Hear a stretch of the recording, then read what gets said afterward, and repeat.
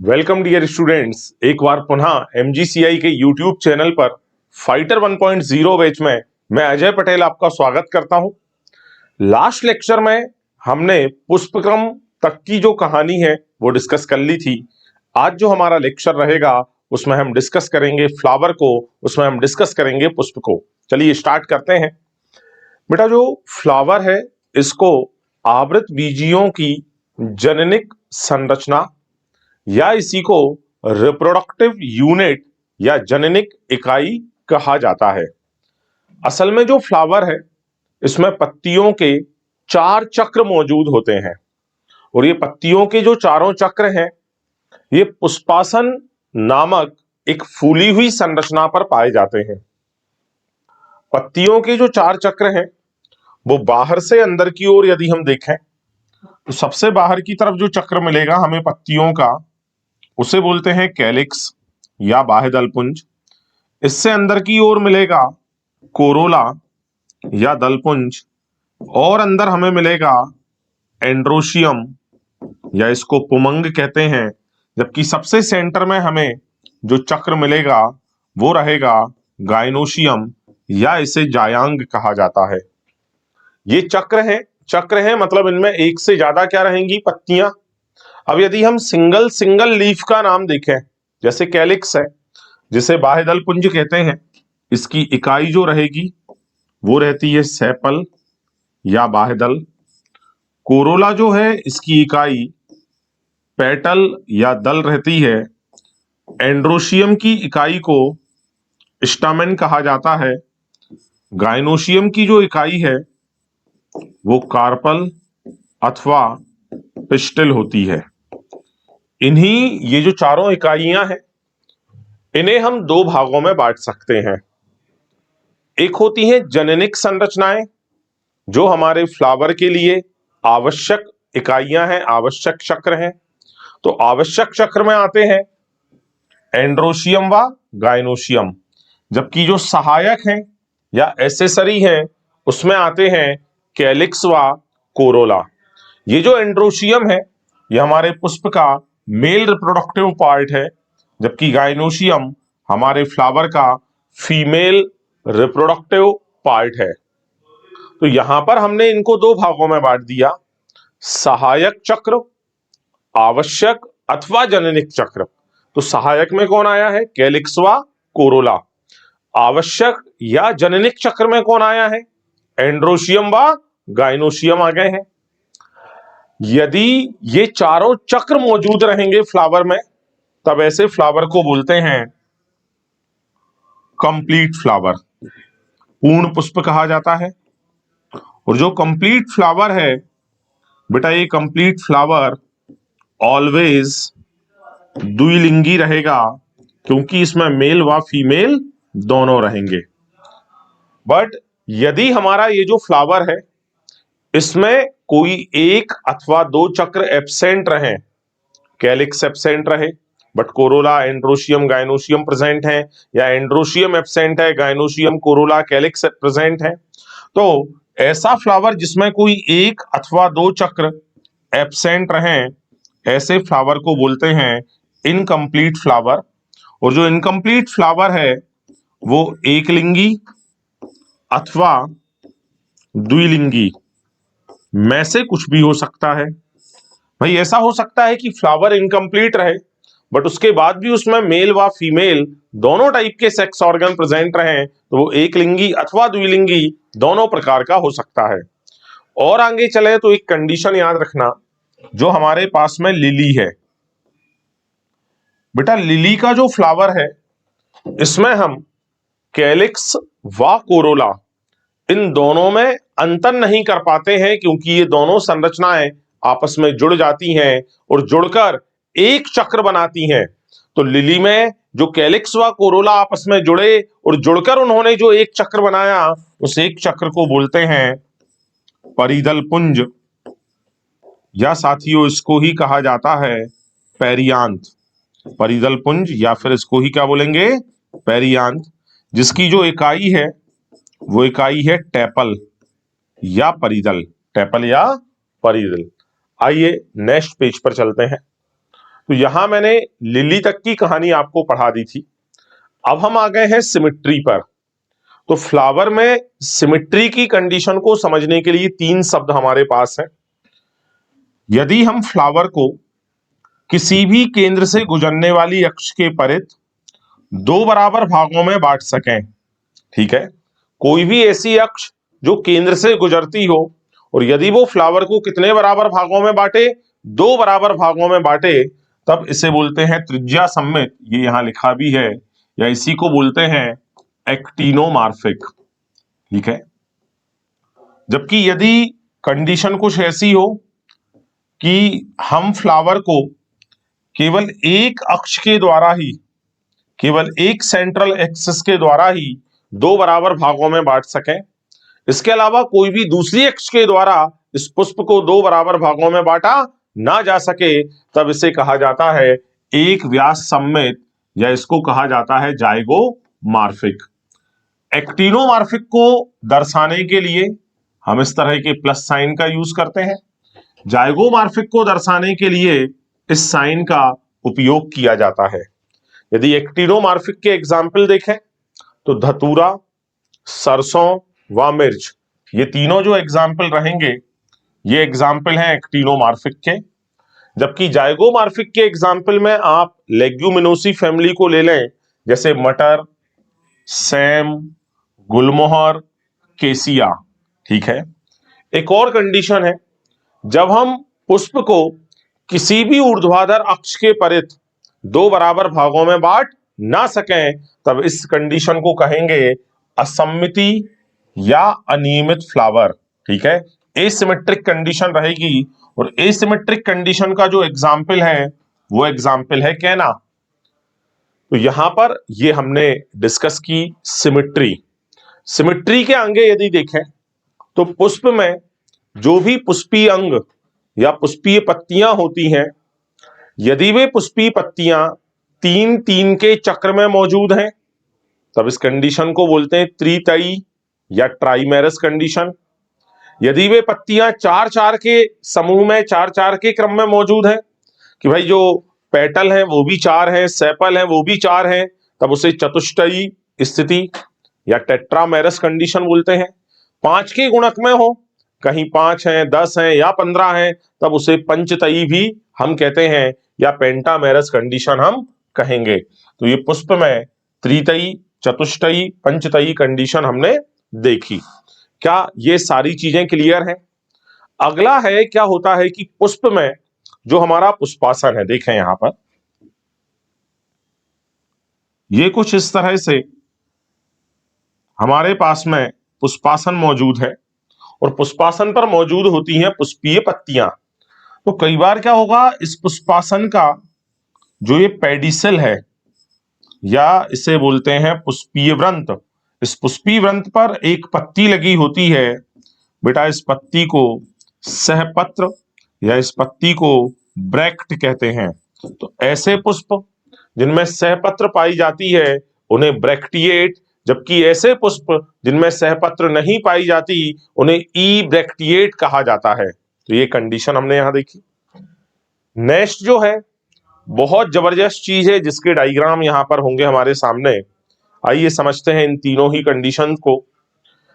यहां पर हम अंडाशय की स्थिति के सापेक्ष, अंडाशय जो कि हमारी गायनोशियम का हिस्सा है, या अंडाशय जिसे ओवरी भी कहा जाता है, तो अंडाशय की स्थिति के सापेक्ष जो शेष पुष्पीय अंग हैं, शेष पुष्पीय अंग में कौन कौन, आप सेपल ले लें, आप यहां पेटल ले लें, आप यहां स्टामेन या पुंकेसर को ले लें, तो इन तीनों पुष्पीय अंगों की स्थिति वो भी किसके सापेक्ष, अंडाशय के सापेक्ष हमें बतानी है। तो यहां एक कंडीशन है बेटा जिसे कहते हैं हाइपोगाइनस। बहुत ध्यान से समझना, VIMP कंसेप्ट है। यहां पर यदि हम बात करें तो एक शब्द है हाइपो, जो पहला शब्द है ये बताता है शेष सभी पुष्पीय अंगों को, जबकि जो गाइनस शब्द है ये बताता है गाइनोशियम को। गाइनोशियम मींस अंडाशय को रिप्रेजेंट कर रहा है ये। तो गाइनोशियम के सापेक्ष जो शेष सभी पुष्पीय अंग हैं वो हाइपो हैं, मतलब वो सभी नीचे हैं। तो जो इसको रिप्रेजेंट करने के लिए जो साइन बनेगा, ये मैंने यहां गाइनोशियम ले ली, और शेष जितने भी पुष्पी अंग हैं, चूंकि वो सब नीचे हैं, तो ये जो नीचे वाली जो लाइन मैंने डाली है, ये रिमेनिंग फ्लोरल अपेंडेजेस को, पुष्पी उपांगों को बताने वाली है। तो ये जो कंडीशन है, ये है हाइपोगाइनस। इस कंडीशन में जो ओवरी रहने वाली है, वो ओवरी सुपीरियर रहेगी, वो ओवरी ऊर्ध्ववर्ती होती है। ठीक है, यहां हम डायग्राम में भी देख सकते हैं, जो हमारा ये वाला डायग्राम है, आप इसमें देखें, ये है हमारी ओवरी, और ओवरी के लेवल से बाकी सारे जो पुष्पी अंग हैं, वो सारे पुष्पी अंग ओवरी के लेवल से नीचे हैं। मतलब ओवरी कहां पर है? ऊपर, और शेष सभी पुष्पी अंग ऊपर हैं। इसी को बोला जाता है हाइपोगाइनस कंडीशन। हाइपोगाइनस कंडीशन के एग्जाम्पल क्या है? BCM, brinjal, China rose and mustard. याद रहेगा सभी को। एक और कंडीशन हम देखें, इपीगाइनस कंडीशन। अगेन जो इपी है ये बताएगा शेष सभी को, गाइनस बताएगा गाइनोशियम या अंडाशय को। तो ये अंडाशय आ गया, शेष सभी पुष्पी अंग कहां रहेंगे? ऊपर। इसलिए इस बार मैंने जो लाइन है हॉरिजॉन्टल लाइन, वो जी के ऊपर की तरफ उसको प्लेस किया है। और ये जो कंडीशन है, इसमें जो हमारी ओवरी है वो शेष सभी के नीचे आई है, दैट इज इसको बोलते हैं इंफीरियर ओवरी या अधोवर्ती अंडाशय। आप इस वाले डायग्राम में देखें, ये जो अंडाशय है ये नीचे है, बाकी सारे के सारे जो पुष्पी अंग हैं वो कहां पर है? ऊपर। इसमें जो हमारे एग्जाम्पल रहेंगे, उसमें आप ले लें गुआवा, उसमें आप ले लें कैलाट्रोपिस, इसमें आप ले लें रे फ्लोरेट ऑफ सनफ्लावर या सूर्यमुखी के रे फ्लोरेट्स। ठीक है, एक और कंडीशन है, वो कंडीशन है हमारी पेरीगाइनस। पेरीगाइनस कंडीशन में ये है गाइनोशियम, और शेष सभी पुष्पी अंग पेरीफेरी पर हैं। मतलब गाइनोशियम का आधा हिस्सा ऊपर, आधा हिस्सा नीचे। आप यहां देखें इस वाले डायग्राम में, तो इस वाले डायग्राम में ये जो पुष्पी उपांग यहां से जुड़े हुए हैं, इनके कारण जो अंडाशय है उसका आधा हिस्सा ऊपर है और आधा हिस्सा नीचे। इस स्थिति में हम ओवरी को बोलते हैं हाफ सुपीरियर अथवा हाफ इंफीरियर। और साथियों, इस कंडीशन के जो एग्जाम्पल हैं वो है पीच, प्लम एंड रोज। ये एग्जाम्पल रहेंगे। थोड़े से और आगे की तरफ हम चलें, तो अब हमें पुष्पी चक्रों को यहां डिटेल में समझना है। तो जो हम पुष्पी चक्र को स्टार्ट करें, वो सबसे बाहर वाले पुष्पी चक्र से स्टार्ट करते हैं, जिसका नाम है कैलिक्स। कैलिक्स या जिसे बाह्यदल पुंज कहते हैं। बेटा ऑलरेडी मैंने इसकी इकाई आप लोगों को बता रखी है कि इसकी जो यूनिट है उसे सेपल कहा जाता है।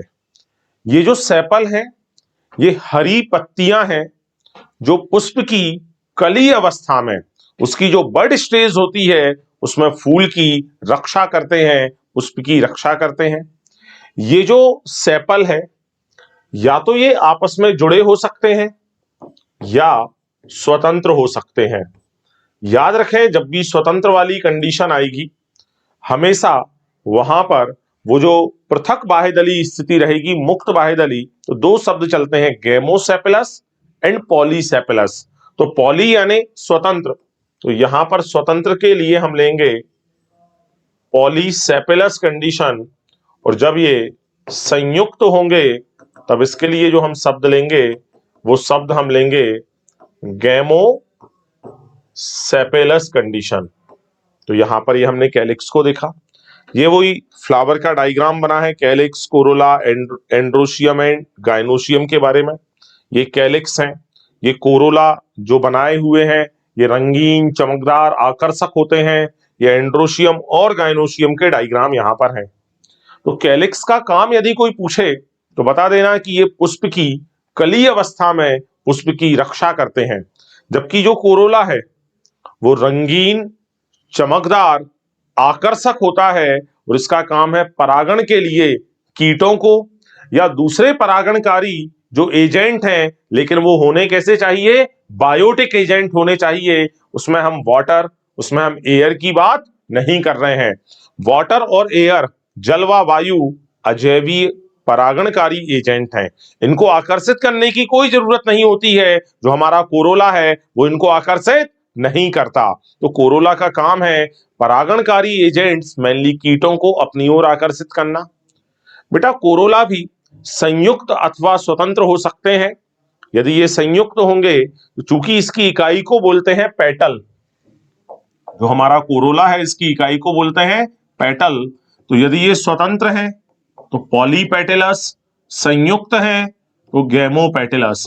और ये जो पेटल है इनकी आकृति बहुत ज्यादा अलग अलग होती है, आकृति व रंग अलग अलग होते हैं। जैसे नलिकाकार हो सकते हैं, घंटाकार हो सकते हैं, कीपाकार हो सकते हैं, चक्राकार हो सकते हैं, tubular, well shape, funnel shape and wheel shape हो सकते हैं। अब हम यहां पर आ गए हैं पुष्प दल विन्यास पर। ठीक है बेटा, ये जो पुष्प दल विन्यास है इसका मतलब है कि दल अथवा बाह्यदल की व्यवस्था, दल अथवा बाह्यदल की व्यवस्था या दल अथवा बाह्यदल के लगे रहने का क्रम, लेकिन उसी चक्र की अन्य इकाइयों के सापेक्ष। मतलब यदि आप दल का अरेंजमेंट देख रहे हो तो वो अरेंजमेंट किसके सापेक्ष, दल के ही सापेक्ष देखेंगे। बाह्यदल का अरेंजमेंट देख रहे हो तो वो अरेंजमेंट बाह्यदल के सापेक्ष ही हम देखते हैं। तो दल अथवा बाह्यदल का अरेंजमेंट लेकिन उसी चक्र की अन्य इकाइयों के सापेक्ष। ये जो है इसमें हम चार चीजें, वेलवेट, ट्विस्टेड, इम्ब्रिकेट और वैक्सिलरी को देखने वाले हैं। ठीक है, यदि हम इनके डायग्राम्स पर चले तो जो हमारी वेलवेट व्यवस्था है, ये जो है ये वेलवेट व्यवस्था है। इस वेलवेट व्यवस्था में जो हमारे दल अथवा बाह्यदल हैं इनके किनारे एक दूसरे को जस्ट स्पर्श वाली अवस्था में होते हैं, कोई ओवरलैप नहीं करते। ट्विस्टेड में क्या होता है, ट्विस्टेड में दल अथवा बाह्यदल का एक कोना बाहर, एक कोना अंदर, या तो ऐसा बोल दें या फिर बोल दें कि हर एक के एक कोने ने किसी पास वाले को ओवरलैप कर रखा है और दूसरा कोना किसी पास वाले से ओवरलैप हो चुका है। तो यहां पर इसे बोलेंगे ट्विस्टेड व्यवस्था। तो ट्विस्टेड में एक कोना अंदर, एक कोना बाहर। बात करें यहां पर वेलवेट ट्विस्टेड के बाद में इम्ब्रिकेट व्यवस्था की, तो इम्ब्रिकेट व्यवस्था में एक पूरा इनसाइड आप देखें, दोनों मार्जिन दोनों किनारे अंदर है, एक पूरा रहेगा बाहर की तरफ, ये देखें ये पूरा आउटसाइड पर है, और बचे हुए तीन ये रहने वाले हैं ट्विस्टेड। ट्विस्टेड मतलब एक कोना अंदर और एक कोना बाहर। जबकि जो वैक्सिलरी व्यवस्था है, इस वैक्सिलरी में एक बड़ा सा ये जो है ध्वजक बोलते हैं इसको, या वैक्सिलम कहा जाता है, ये बाहर की तरफ रहेगा, पूरी तरह से आउटसाइड पर है। ये जो दो हैं ये ट्विस्टेड हैं, ये दो भी ट्विस्टेड हैं, बट ट्विस्टेड के साथ में ये जो नीचे वाले जो दो हैं ये दोनों आपस में जुड़े हैं, आपस में फ्यूज हैं। फ्यूज हैं मतलब ये गैमो कंडीशन में है, याद रहेगा सभी को। यदि हम इनके एग्जाम्पल की बात करें तो वेलवेट या कोरस्पर्सी, इसका एग्जाम्पल है कैलाट्रोपिस। ट्विस्टिंग, ट्विस्टिंग बिहेवियर में हम ले लेंगे ladies finger, China rose and cotton को। इम्ब्रिकेट में हम लेंगे गुलमोहर व केसिया को, जबकि वैक्सिलरी में आप यहां पर पेपिलियोनेसियस या लेग्यूमिनोसी या पी बीन ग्राम, इनको आप ले सकते हैं। तो यहां पर जो सारे एग्जाम्पल मैंने बोले हैं वो ऑलरेडी यहां पर लिखे हुए हैं। इसमें जो हमारा वैक्सिलरी है उसका जो सबसे बड़ा वाला जो पेटल है उसे बोला जाता है मानक या स्टैंडर्ड। उसके लेटरल में जो दो और हैं उन्हें पंख या विंग कहा जाता है, और जो दो सबसे छोटे हैं, जो दो सबसे नीचे की तरफ मौजूद हैं, उन्हें कूटक कहा जाता है। इस प्रकार की ये व्यवस्था है। अब हम आ गए हैं एंड्रोशियम पर या पुमंग पर। बेटा ये जो एंड्रोशियम है या ये जो पुमंग है, इसकी इकाई को कहा जाता है स्टामन। यदि हम स्टामन की संरचना को देखें तो स्टामन की संरचना में ये है हमारे पास में एंथर और ये है हमारे पास में फिलामेंट। बेटा एंथर की संरचना में दो पाली या दो लोब पाए जाते हैं और हर एक पाली में दो कक्ष होते हैं। तो दो पाली मींस डाइथिकस व्यवस्था और हर पाली में दो कोष्ठ या दो पराग कोष्ठ होते हैं जिन्हें परागधानी भी कहा जाता है। ठीक है, तो ये सबसे सामान्य व्यवस्था है। यदि हमारा जो स्टामेन है वो बंद है, उसमें परागकण पैदा करने की क्षमता नहीं है, ऐसे स्टामेन को स्टेमिनोड कंडीशन कहा जाता है। अब जो हमारा स्टामेन है या तो बेटा ये दल से अथवा बाह्य दल से, है ना। दल से यदि जुड़ेगा, बाह्य दल से तो नहीं जुड़ पाएगा क्योंकि बाह्य दल से जुड़ने के बीच में दल आ जाते हैं। तो या तो ये दल से जुड़ा रहेगा, तब इसे दल लग्नी या इसको इपी पेटेलस कंडीशन कहा जाता है। और ये जो इपी पेटेलस कंडीशन है, इसका एग्जाम्पल याद रख लेना, ब्रिंजल या बैगन। या फिर यदि ये परिदल से जुड़ जाए तो हिंदी तो बड़ी आसान है, परिदल लग्नी, इंग्लिश में याद कर लेना इपीफिलस कंडीशन। और ये जो इपीफिलस कंडीशन है ये हमें देखने को मिलेगी लिली में। अब क्या रहेगा, मान लेते हैं एक पुष्प है, उस पुष्प में बहुत सारे स्टामेन हैं, तो या तो वे सारे स्टामेन स्वतंत्र होंगे या फिर वे स्टामेन संयुक्त होंगे। यदि वे स्वतंत्र हैं तब ऐसी कंडीशन को कहा जाता है पॉलीएंड्रस कंडीशन। और यदि वे संयुक्त हैं तो संयुक्त होकर वे फॉर्म करते हैं बंडल। तो बंडल के लिए शब्द याद रखना बेटा, एडल्फस। जो बंडल बनेगा उसके लिए शब्द क्या याद रखना है अपने को, एडल्फस। मान लो 10 है, 10 ने मिलकर आपस में मिलकर केवल एक बंडल बनाया, तब कंडीशन होगी मोनो एडल्फस। 5-5 के दो बंडल बनाए, डाई एडल्फस। 3-3 4-4 के बहुत सारे बंडल बना लिए, poly adelphous condition. Mono adelphous condition जो है ये प्रेजेंट होती है चाइना रोज में। डाई एडल्फस कंडीशन जो है ये प्रेजेंट होती है पी में। और जो पॉली एडल्फस कंडीशन है, बहुसंगी अवस्था जो है वो प्रेजेंट होती है सिट्रस में या नींबू में। लास्ट दो एग्जाम्पल और है, मस्टर्ड एंड सॉल्विया। इनमें क्या होता है, एक ही पुष्प में जितने पुंकेसर मौजूद हैं उन पुंकेसर के तंतुओं की लंबाई में अंतर होता है। तो वो अंतर होता है मस्टर्ड में और सॉल्विया में। अब हम आ चुके हैं यहां पर गायनोशियम पर। तो सबसे पहले यदि हम गायनोशियम की बात करें तो गायनोशियम हमारे फ्लावर के फीमेल रिप्रोडक्टिव ऑर्गन है। और ये जो फीमेल रिप्रोडक्टिव ऑर्गन है इसकी यूनिट को कहा जाता है कार्पल या फिर पिस्टिल। ये जो कार्पल या पिस्टिल है, यदि हम इसकी संरचना को बनाने की कोशिश करें तो इसकी संरचना में होते हैं 3 भाग। सबसे ऊपर का जो स्ट्रक्चर है इसे बोलते हैं स्टिग्मा।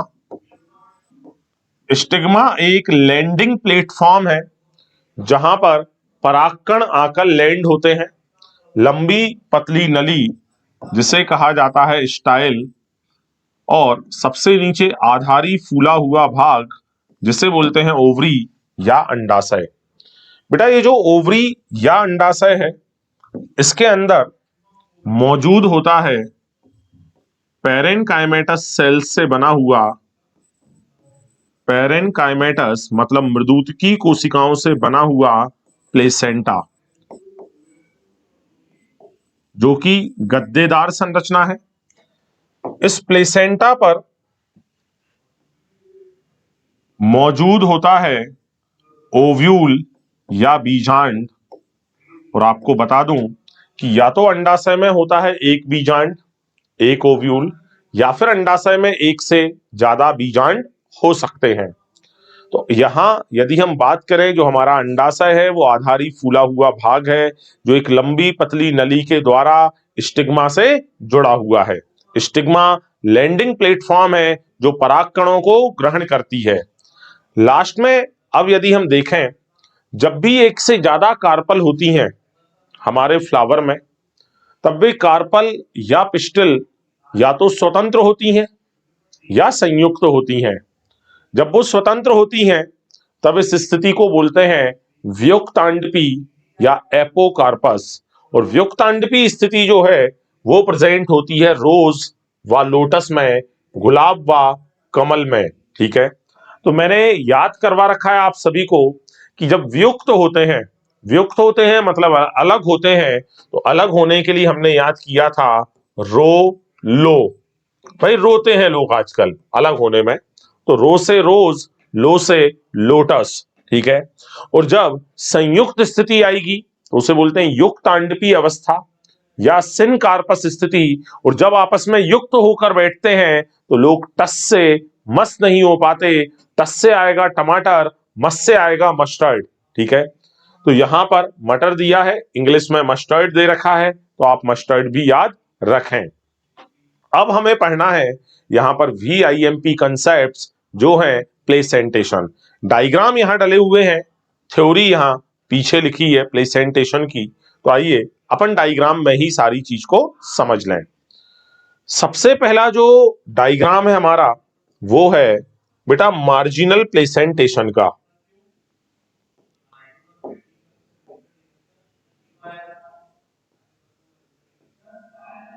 मार्जिनल प्लेसेंटेशन हम लोग मटर में देखते हैं या पी में देखते हैं। इसमें होता यह है कि जो अंडाशय है, आपने मटर की फली जो है वो इस तरह से बंद रहती है। अपन पेन को अभी यहां रखते हैं। मटर की जो फली है वो इस तरह से यहां बंद रहती है। तो ये इसकी अधर सतह थी, इसके अंडाशय की। तो अधर सतह पर ये जो अंडाशय के दो आधे आधे भाग हैं, ये सूचर या सीवन की सहायता से आपस में जुड़ते हैं। और जहां पर ये जुड़ेंगे वहां एक कटक या एक रिज बनेगी, एक लंबी सी लाइन बनेगी। उस लाइन पर दो कतारों में बीजांड मौजूद होते हैं। ठीक है, तो मार्जिनल जो प्लेसेंटेशन है उसका एग्जाम्पल है मटर। मार्जिनल के जस्ट बाद में आ जाता है एक्साइल प्लेसेंटेशन या अक्षीय बीजांड व्यवस्था। ये जो एक्साइल प्लेसेंटेशन है इसको आपने टमाटर, लेमन और चाइना रोज में देखा होगा। आपने जब टमाटर को सलाद के लिए गोल गोल काटा होगा, उस कंडीशन में आपको बिल्कुल ऐसा ही डायग्राम दिखा। तो याद रख लें TLC। इसमें अक्ष पर बीजांड मौजूद होते हैं। दिस इज पैराइटल या भित्ति बीजांड विन्यास। और जो पैराइटल व्यवस्था है इसमें बीजांड या तो परिधि हिस्से पर लगे होते हैं या फिर जो भित्ति है उस भित्ति पर मौजूद होते हैं। और जो अंडाशय है वो हमें एक कोष्ठकी दिखाई दे रहा है, जबकि यहां पर देखें, यहां पर अंडाशय हमें बहुकोष्ठकी दिखाई दे रहा है। यहां अंडाशय कैसा दिख रहा है? एक कोष्ठकी दिखाई दे रहा है। लेकिन मैं आपको बता दूं कि ये एक कोष्ठकी अंडाशय द्विकोष्ठकी बन जाता है मस्टर्ड में। यानी मस्टर्ड जो है और अर्जिमोन, मस्टर्ड एंड अर्जिमोन, इनमें पैराइटल व्यवस्था है। शुरुआत में अभी हमें एक कोष्ठकी दिख रहा है, बट इन बीजांडों की वृद्धि के कारण यहां पर बनेगा एक स्यूडोसेप्टा। और इस स्यूडोसेप्टा पर पिछले सालों में क्वेश्चन पूछा है कि कूटपट किसमें मिलेगा? आंसर है मस्टर्ड में मिलेगा। बहुत पहले एक बार ये सवाल भी पूछ लिया, कूटपट का नाम क्या है? तो आंसर है रेपलम। ठीक है, तो यहां पर आभासी पट या कूटपट बनेगा। यह है हमारा बेसल बीजांड विन्यास। बेसल बीजांड विन्यास जो है इसमें केवल एक बीजांड हमें आधारी भाग में देखने को मिलेगा। एग्जाम्पल रहेगा सनफ्लावर। और यह है हमारा फ्री सेंट्रल बीजांड विन्यास या जिसे मुक्त केंद्रीय, मुक्त स्तंभी भी कहा जाता है। इसमें बीजांड सेंटर पर लगे हैं, बाकी वो और कहीं से भी अटैच नहीं है। तो यह है मुक्त केंद्र की है या मुक्त स्तंभीय डायंथस एंड प्रिमरोज। तो यदि हम एग्जाम्पल्स की बात करें तो याद रखने के लिए सबसे पहले तो याद रखें map, then basal, then free central. Marginal में एम, पी से आया पी। एक्साइल में तो अपने को टोमेटो, लेमन और चाइना रोज याद आ जाएंगे। पैराइटल में पार लगना है तो पार लगेंगे, चाहे मरना ही क्यों ना पड़े, तो मस्टर्ड और अर्जिमोन। ये बेटे में आ गया सनफ्लावर। फ्री सेंट्रल में ले लिया हमने डीपी को, डायंथस और प्रिमरोज को।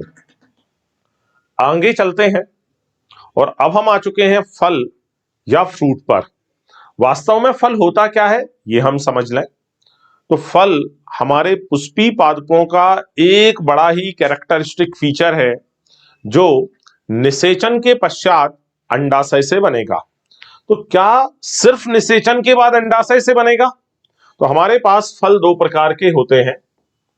एक होते हैं निषेची या निषेकी फल।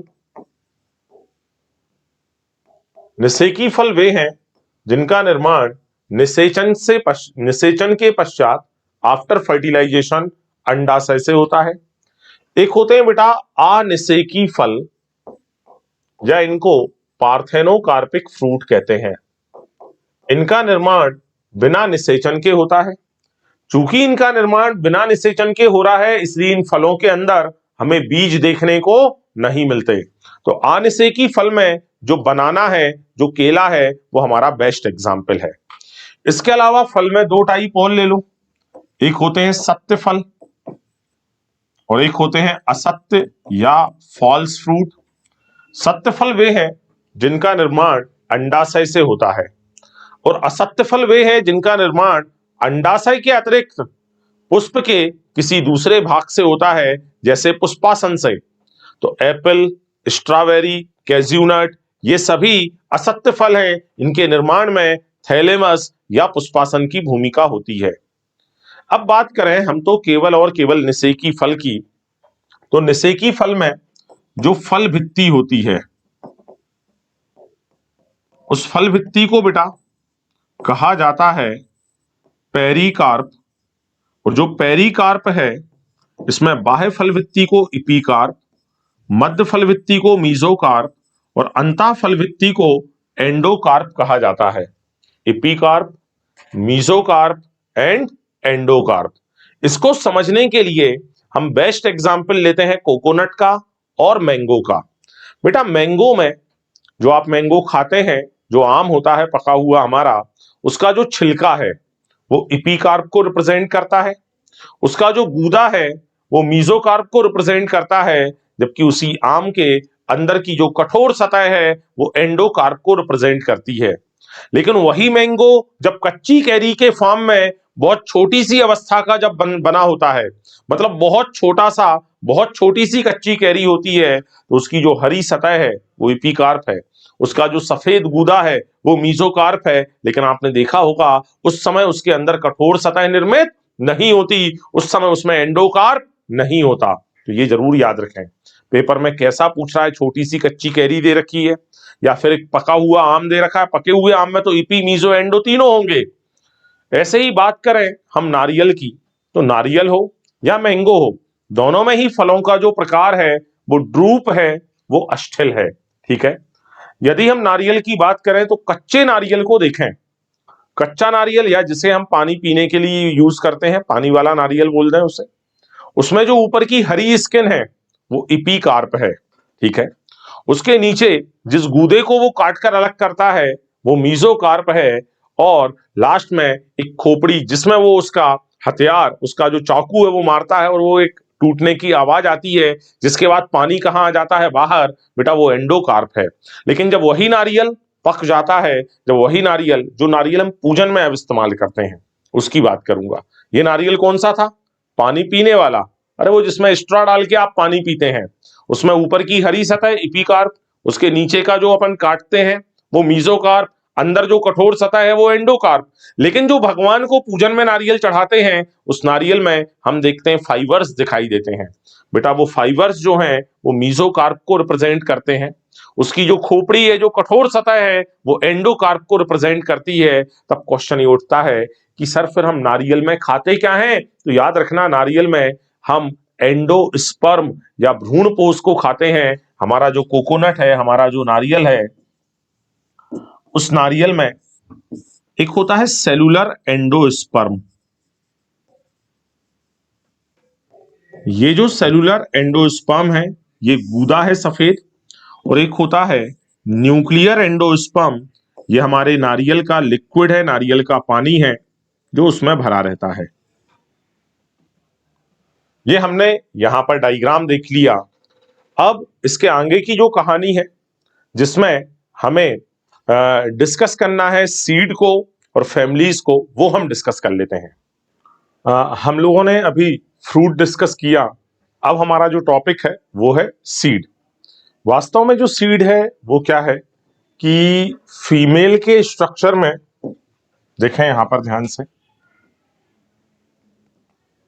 फीमेल का जो स्ट्रक्चर है उसमें सबसे ऊपर टॉप पर स्टिग्मा, देन एक लंबी पतली नली स्टाइल, और सबसे नीचे होती है ओवरी। बेटा ये जो ओवरी या अंडाशय है ये निषेचन के पश्चात बदल जाता है फ्रूट में, और इसके अंदर यहां पर जो प्रेजेंट है वो है ओव्यूल। इसी समय निषेचन के पश्चात ये ओव्यूल कन्वर्ट हो जाता है सीड में। मतलब बीज और कुछ भी नहीं है, निषेचन के पश्चात बीजांड से ही बीज का निर्माण होता है। यदि कोई हमसे पूछ ले सीड के स्ट्रक्चर में क्या क्या प्रेजेंट होता है, तो सबसे पहले जो हमारा सीड है उस सीड में प्रेजेंट होता है बेटा सीड कोट, या जिसे बोलते हैं बीज आवरण। और इस बीज आवरण के अंदर प्रेजेंट होता है एम्ब्रियो। एम्ब्रियो में दो चीजें होती हैं, एक होता है हमारे एम्ब्रियो में कॉटिलिडन, या जिसे बोलते हैं बीज पत्र। एक होता है, इसका मतलब है कि एम्ब्रियो में दो चीजें हैं, एक क्या है, कॉटिलिडन है। कॉटिलिडन की संख्या या तो रहेगी 2 या फिर कॉटिलिडन की संख्या रहेगी 1। यदि बीज पत्र 2 हैं तब उसे बोलते हैं द्विबीजपत्री या डाइकॉट। यदि बीज पत्र 1 है तब उसे बोलते हैं एक बीजपत्री, या उसको ही कहा जाता है मोनोकॉट। इसके अलावा कॉटिलिडन से और अंदर की तरफ जब जाते हैं तब हमें मिलती है एम्ब्रियो एक्सिस या भ्रूणी अक्ष। इस भ्रूणी अक्ष में दो हिस्से होते हैं, एक होता है रेडिकल या मूलांकुर, और दूसरा होता है प्लिम्यूल या प्रांकुर। तो बीज की संरचना जो है बेसिक, उस बेसिक सी संरचना में सबसे पहला पॉइंट हमें याद रखना है कि इसका निर्माण निषेचन के पश्चात बीजांड से होता है। नंबर 2, जो हमारा बीज है उसमें एक पाए जाते हैं बीज के आवरण, या जिन्हें बोलते हैं सीड कोट। उसके अंदर की तरफ होता है एम्ब्रियो। एम्ब्रियो में प्रेजेंट होते हैं कॉटिलिडन, एंड प्रेजेंट होती है एम्ब्रियो एक्सिस। यदि कॉटिलिडन 1 है मोनोकॉट, एग्जाम्पल दे रखे हैं गेहूं व मक्का। 2 कॉटिलिडन है डाइकॉट, चना मटर सेम, ये सारी चीजें आ जाएंगी। आइए हम स्टार्ट करते हैं डाइकॉट सीड की संरचना को, उसके स्ट्रक्चर को। अगेन इसमें वही लिखा है कि बीज की जो बाहरी परत है उसे बीज आवरण कहते हैं। बीज आवरण में 2 सतहें होती हैं, बाह्य बीज आवरण और अंतः बीज आवरण। जो बाह्य बीज आवरण है उसे बीज चोल या टेस्टा कहा जाता है, जबकि जो आंतरिक बीज आवरण है उसे टैगमेन कहते हैं। तो बाहर वाले को टेस्टा, अंदर वाले को टैगमेन कहते हैं। जो हमारा बीज है बेटा उसकी सरफेस पर एक इस तरह का चिन्ह हमें बना हुआ दिखाई देता है। इस चिन्ह को बोलते हैं नाभिका, या इस चिन्ह का नाम है हाइलम। और ये हाइलम रिप्रेजेंट करता है कि बीज फल की भित्ति से किस स्थान के द्वारा जुड़ा है। आपको याद आना चाहिए जो हमारा बीजांड होता है उस बीजांड की संरचना में ये वाला जो पॉइंट है इसे हाइलम कहते हैं। बिल्कुल जो काम हाइलम का था कि हाइलम रिप्रेजेंट कर रहा है कि बीजांड यहां पर जो अंडाशय की भित्ति है उससे जुड़ा है ये फ्यूनिकल के द्वारा। तो फ्यूनिकल का एक तरफ अटैचमेंट तो है अंडाशय की भित्ति से और दूसरी तरफ हाइलम से। मतलब हाइलम जो है वो बीजांड का अंडाशय की भित्ति के साथ जोड़ने वाला एक कनेक्टिंग पॉइंट है। वही हाइलम यहां पर, क्योंकि जो अंडाशय की भित्ति है या अंडाशय है वो बदल जाता है फ्रूट में, तो जो हाइलम पहले बीजांड को अंडाशय से जोड़ने वाले पॉइंट के रूप में था, अब वही हाइलम हमारे बीज को फल भित्ति के साथ जोड़ने वाले पॉइंट के रूप में रहेगा। ये था माइक्रोपाइल हमारे बीज में, माइक्रोपाइल या बीजांड द्वार।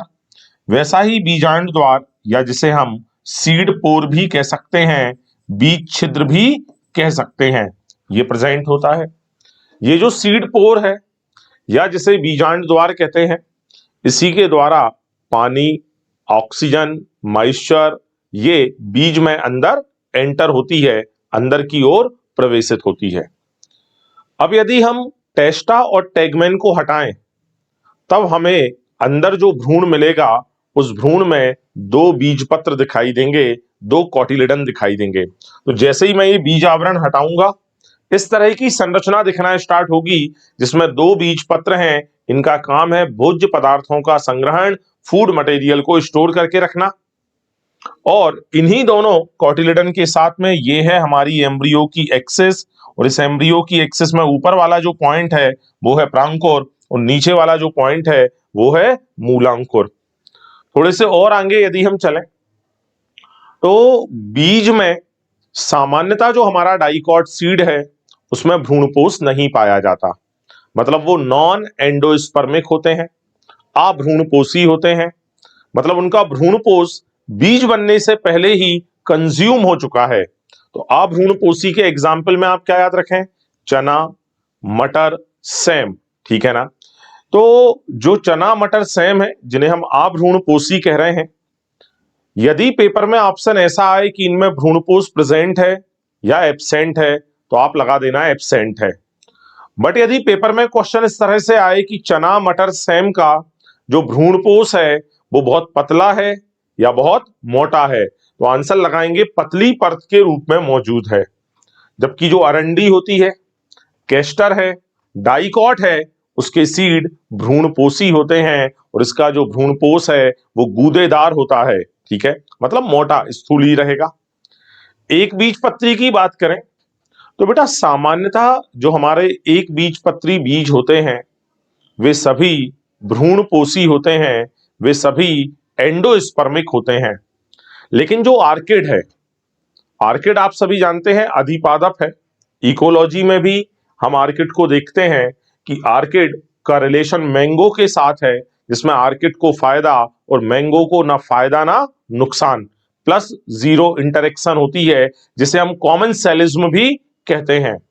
तो आर्किड जो है वो मोनोकॉट है, परंतु इसका जो बीज है वो अभ्रूणपोषी होता है, ठीक है। नेक्स्ट है जो हमारा मक्का है, उस मक्के के बीज आवरण से ही स्टार्ट करना होगा। तो मक्के का जो बीज आवरण है वो झिल्लीदार यानी कि मेम्ब्रेनस होता है और फल भित्ति से जुड़ा है। इनमें भ्रूणपोष प्रेजेंट रहेगा, भ्रूणपोष स्थूली रहेगा जो भोज्य पदार्थों का संग्रहण करके रखेगा। लेकिन जैसे ये हो गया हमारे पास में यहां पर एंडोस्पर्म या भ्रूणपोष, ये यहां पर हमारे पास हो गया कोटिलेडन या बीजपत्र, क्योंकि मोनोकॉट में केवल एक कोटिलेडन होता है। वो कोटिलेडन बड़ा है, ढालाकार है, जिसका नाम है स्क्यूटेलम, ठीक है। और यहां ये जो कोटिलेडन हमारे पास में प्रेजेंट है, यहां कोटिलेडन और एंडोस्पर्म के बीच में एक प्रोटीन की सतह पाई जाती है साथियों, इसका नाम है एल्यूरोन लेयर, जिसने इन दोनों को पृथक करके रखा है। फिर इस कोटिलेडन में एक खांच या एक फरो टाइप की प्रेजेंट रहेगी। उस फरो में मौजूद होता है हमारा भ्रूण, ठीक है, या जिसे बोले भ्रूणी अक्ष। तो भ्रूणी अक्ष में ये हो गया प्लिम्यूल, ये हो गया रेडिकल, प्लिम्यूल को कवर करते हुए कॉलियोप्टाइल या प्रांकुरचोल और रेडिकल को कवर करते हुए कॉलियोराइजा या मूलांकुरचोल पाई जाती है। तो ये है एक बीजपत्री बीज की संरचना, जिसमें यहां पर ये डायग्राम हमें दे दिया है। आप यहां देखें, ये भ्रूणपोष हो गया है, ये यहां नीचे स्क्यूटेलम है। इनको पृथक करने वाली ये जो परत है, ये हो गई हमारी एल्यूरोन की परत। यहां पर उसने नाम लिखकर दे रखा है, एल्यूरोन लेयर हो गई। ये प्रांकुर, ये भ्रूणी अक्ष, ये मूलांकुर, प्रांकुर को कवर करते हुए प्रांकुरचोल, मूलांकुर को कवर करते हुए मूलांकुरचोल पाया जाता है। बेटा अब हमें यहां पर फैमिली पढ़नी है। प्लांट की जो फैमिलीज होती हैं, उन फैमिली में कुछ टेक्निकल वर्ड्स होते हैं। जैसे यदि फार्मूले में बी आर लिखा है, तो बी आर का मतलब होता है ब्रैक्टिएट। मैं इसे ब्रैकेट में बंद नहीं करता हूं, क्योंकि यहां हर एक चीज का कोई ना कोई मीनिंग होता है। यदि बी आर लिखा है, ब्रैक्टिएट मीन्स सहपत्री, मतलब ये ऐसा पुष्प है जिसमें सहपत्र मौजूद है। यदि यहां पर लिखा है ई बी आर, तब इसे बोलते हैं ई ब्रैक्टिएट कंडीशन। कैलिक्स को रिप्रेजेंट करने के लिए के, कोरोला के लिए सी, एंड्रोशियम के लिए ए, गाइनोशियम के लिए जी रहेगा, और यदि पेरियांथ है देन हम यूज करेंगे पी। मान लीजिए कि कभी ऐसा लिखा है के पैरों में 5, एक बार पुनः के पैरों में 5, लेकिन इस बार ये 5 ब्रैकेट में बंद है। ये जो कैलिक्स है उसके पैरों में 5 या एक नंबर जो लिखा है, वो रिप्रेजेंट कर रहा है नंबर ऑफ सेपल्स को। मतलब यहां पर 5 सेपल हैं, बट चूंकि वो ब्रैकेट में नहीं है, मतलब पांचों के पांचों सेपल स्वतंत्र होंगे। वे पांचों के पांचों सेपल चूंकि स्वतंत्र हैं, इसलिए ये कंडीशन पॉलीसेपेलस है। यहां पर 5 सेपल तो 5 हैं, बट वो आपस में जुड़े हैं, आपस में संयुक्त हैं, इसीलिए हमने ब्रैकेट लगाया। इसे बोलेंगे गैमोसेपेलस। बिल्कुल सेम ऐसा ही यदि कोरोला, उसके पैरों में 5 और ब्रैकेट के अंदर 5 लिखा है, तो पॉलीपेटिलस एंड गैमोपेटिलस कंडीशन बनेगी। सेम हेयर एंड्रोशियम में यदि 9+1 लिखा है, मतलब 2 बंडल बने हैं, डाई एडल्फस है। केवल 10 लिखा है, मतलब एक सिंगल बंडल है, मोनो एडल्फस कंडीशन है। बहुत सारे नंबर लिख दिए, 3+2+4+5, मतलब पॉली एडल्फस कंडीशन है। बहुत सारे बंडल यहां पर बने हैं। गाइनोशियम में यदि इस तरह से है, मतलब इसमें सुपीरियर ओवरी है, इसमें इंफीरियर ओवरी है। इसके अलावा जो हमारा एंड्रोशियम है, वो पुष्प के दूसरे अंगों से जुड़ सकता है। आपको ध्यान होगा वो दल से जुड़ा था। ए यदि जुड़ा हमारा सी के साथ में, तब ये जो कंडीशन है इसे बोलते हैं दल लग्नी अवस्था। अरे भूले तो नहीं हो, मैंने एग्जाम्पल बताया था, ये प्रेजेंट होती है ब्रिंजल में। कभी कभी क्या होता है, जो हमारे एंड्रोशियम के स्टामेन है वो परिदल पुंज के साथ जुड़ जाते हैं। इपीफिलस अवस्था या परिदल पुंज की परिदल लग्नी अवस्था ये जो रहेगी, ये प्रेजेंट होती है लिली में। अब यहां पर हमारे काम में या हमारे सिलेबस में इस वाली एनसीईआरटी ने केवल एक फैमिली हमें दे रखी है, ठीक है, और उस फैमिली का नाम है सोलेनेसी। तो अपन आइए सोलेनेसी फैमिली का जो फार्मूला है वो डिस्कस कर लेते हैं। आप इसके एग्जाम्पल याद कर लीजिएगा, ठीक है। जो 2 या 3 फैमिली एक्स्ट्रा जोड़ी हैं, तो जैसे ही हम पूरा सिलेबस खत्म करेंगे, तो जो 2 या 3 पॉइंट एक्स्ट्रा उन्होंने एनटीए ने सिलेबस में जोड़कर दे रखे हैं, मैं उनका अलग से एक सप्लीमेंट वीडियो बना दूंगा कि एक्स्ट्रा पॉइंट्स जो एनसीईआरटी में नहीं है बट एनटीए ने सिलेबस में जोड़े हैं। बिल्कुल एंड में एक वीडियो आपको मिल जाएगा। तो यहां देखें, ये फार्मूला है। यहां पे सबसे पहले तो ये जो साइन है, ये रिप्रेजेंट कर रहा है एक्टिनोमार्फिक को, कि ये ऐसे प्लांट हैं जिनके जो फ्लावर्स हैं उनमें त्रिज्या सममिति पाई जाती है। बाइसेक्सुअल, कैलिक्स 5 हैं, बट आपस में क्या है, अटैच हैं। आपस में अटैच हैं, इसका मतलब है ये कंडीशन गैमो है, तो ये गैमोसेपेलस है। आपस में अटैच हैं, तो ये जो विन्यास है वो वेलवेट है। यहां भी जो विन्यास है वो वेलवेट है। एंड्रोशियम भी 5 है, मोनो एडल्फस कंडीशन है, लेकिन एंड्रोशियम पेटल्स के साथ जुड़े हैं, मतलब एक कंडीशन इपीपेटलस है, अरे भूले तो नहीं हो, अभी अभी बताया था, ब्रिंजल में प्रेजेंट होती है और brinjal is a member of Solanaceae family. Gynoecium superior है, कितने कक्ष इसमें कोष्ठ मिल रहे हैं? 2 कोष्ठ मिल रहे हैं। साथ ही साथ वो संयुक्त अवस्था में है, मतलब सिन कार्पस अवस्था में है। इसी के साथ हमारा ये वाला जो चैप्टर है वो खत्म होता है। आप सभी लगातार हमारे जो वीडियोस हैं उन वीडियोस से जो भी सीखने को मिल रहा है वो सीखते रहें, अपने नंबर इंक्रीज करते रहें। मेरी बस यही शुभकामनाएं हैं आपको, मेरी खुद की भी अंदर से बस यही इच्छा है, हमारे सारे जो बच्चे हैं उनका सिलेक्शन हो जाए। चलिए मिलते हैं नेक्स्ट लेक्चर में और स्टार्ट करेंगे प्लांट एनाटॉमी।